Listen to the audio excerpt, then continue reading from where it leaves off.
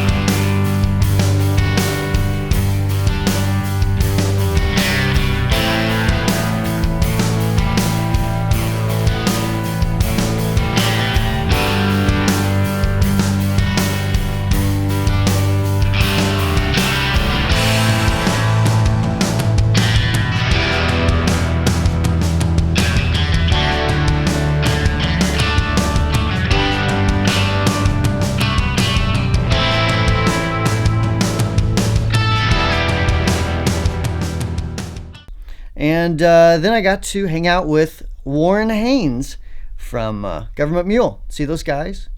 And a lot of fun. So let's look at that real quick. All right, so we are here today to see Warren Haynes and Gov't Mule with Travis. And all right, let's go see some of his gear real quick first.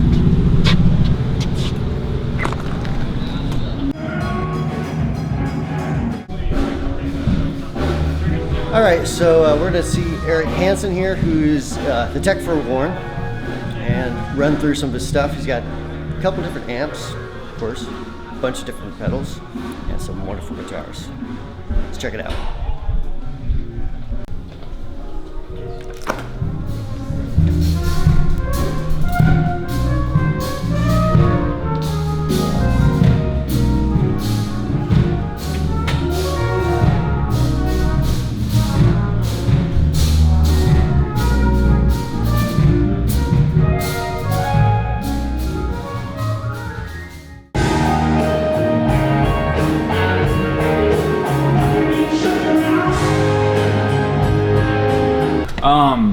So starting down the left, I keep my Lespauls in alphabetical order.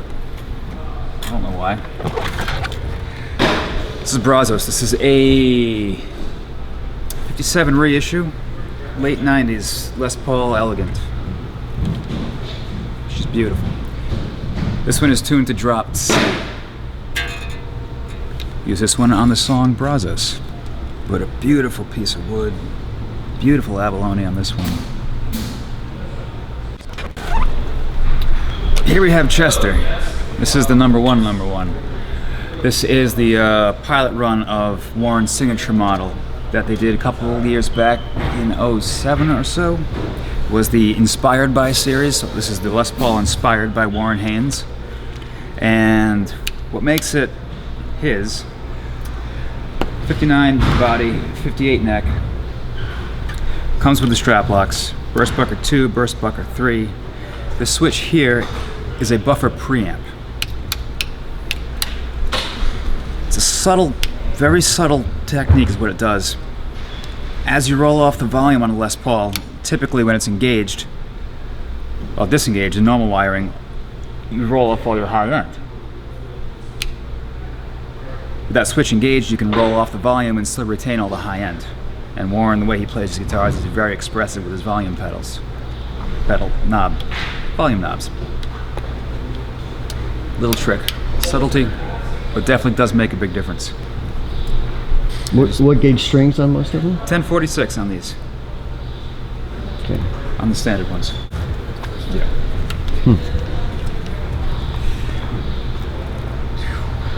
This one is D. It's typically tuned to drop D. Although it might become a standard guitar. We're going to do some experimenting with this one. It's been around for a while. Again, we had Haynes' buffer preamp switch installed in that one.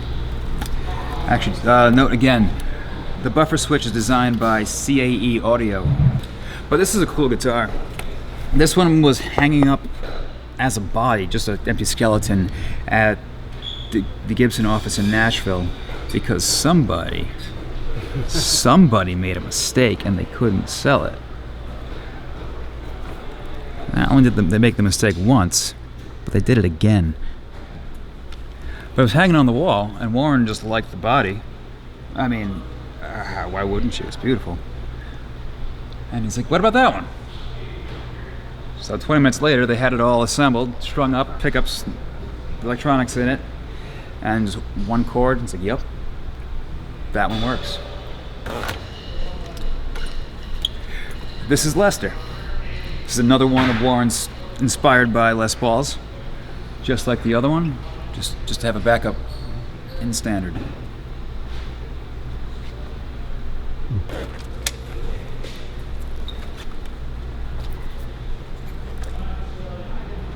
Here's a newer SG. This one's a 99. We use this one in either a whole step down or in standard tuning. The rest, I'm not sure about it. It's just a stock Gibson SG. Do you use heavier gauge strings for the ones that like go down to C and drop D? Or? The C, those go down to a, it's like a 54 or 56 on the bottom of that one. This one has 11 to 50s on it. This one has 11s on it. Okay.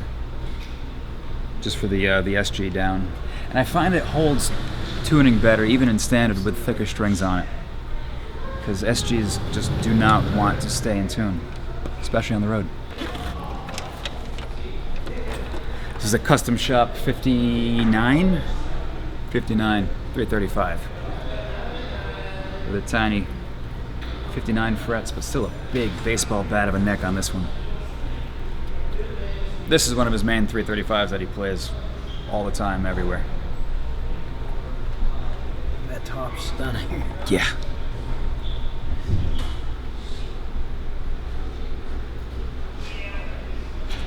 Back's just equally as beautiful. Oh my goodness.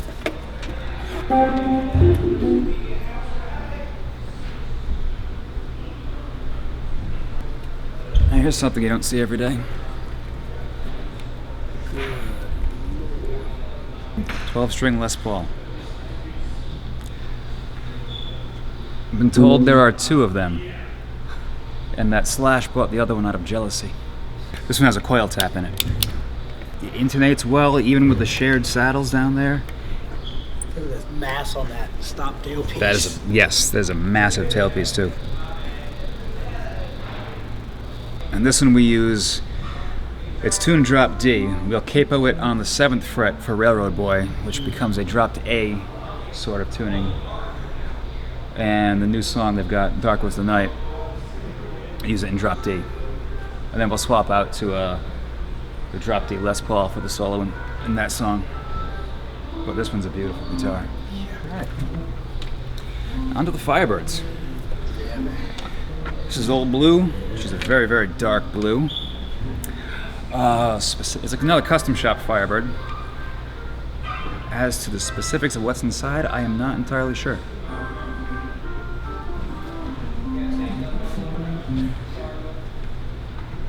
This one is strung up with 10s and usually capoed on the 2nd fret when they play slackjaw.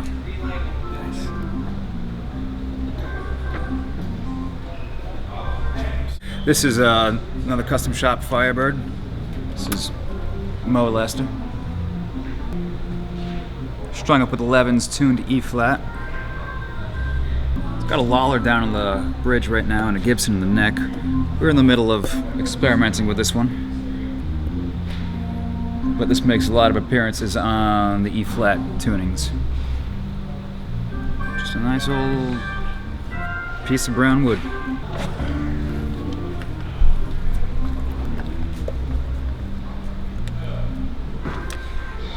Beautiful Pelham Blue Firebird, mini humbuckers that our old guitar tech Brian Farmer had built for Warren when he was playing with the Dead. So this is the bird he played with the Dead, and its name is Dead Bird.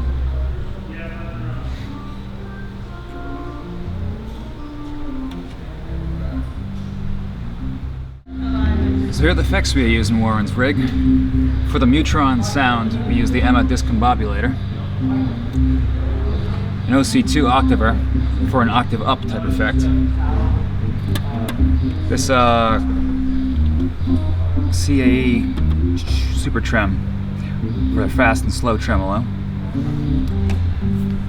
Texas Ranger for a bit of a boost. And for more of a boost, Gold Centaur. And on the top rack above that,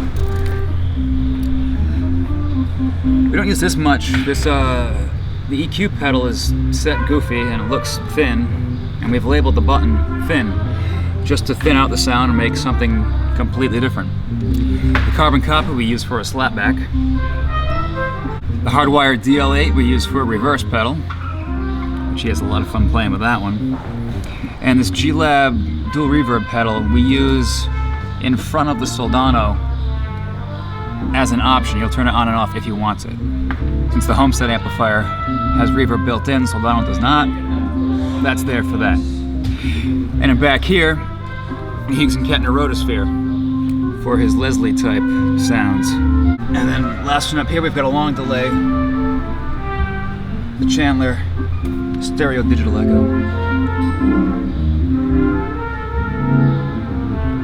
And all the switching is done by a CAE Bradshaw type setup. So down on this pedal board, we've got a G-Lab, the signature Warren Haynes Wowie Wah.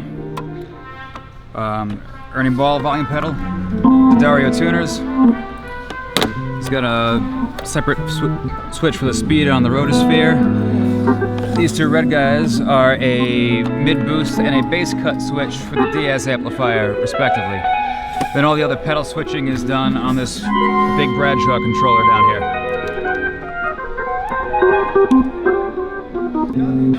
One for each amp. Okay. Are they always on? They're always on every day. House power is different everywhere I go. So A, it's for consistency. B, it's for tone. Yep. I like that he's old school about it instead of like the new brown boxes and stuff. And we crank a lot. You run a block. Okay. Nice. Much more dynamics and response and Okay. yeah. That's awesome. Crank up the Homestead. The Soldano we run it more around 117, 120, depending where it's feeling. It's solid. Yeah. More life out of transformers and tubes too, bro. Oh yeah, I cook tubes in the Homestead, but Homestead, I'm sure, yeah. it's part of it.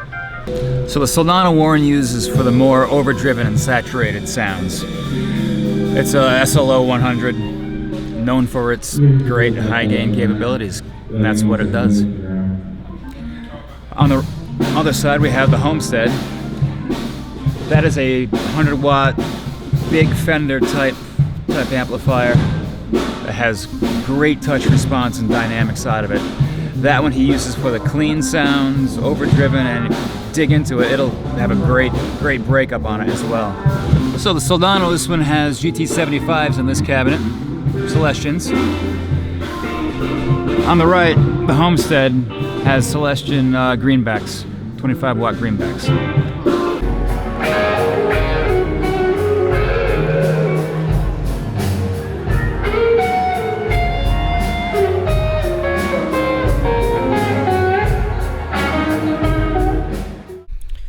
So sort of a quick aside, to end this video with, this amp here, that amp is probably one of my all-time favorites. The Soldano SLO 100, that is the amp that I was always trying to achieve the sound of as a mere youth, rocking the the Boss OD1, and this amp here, you won't believe this is like one of my first amps.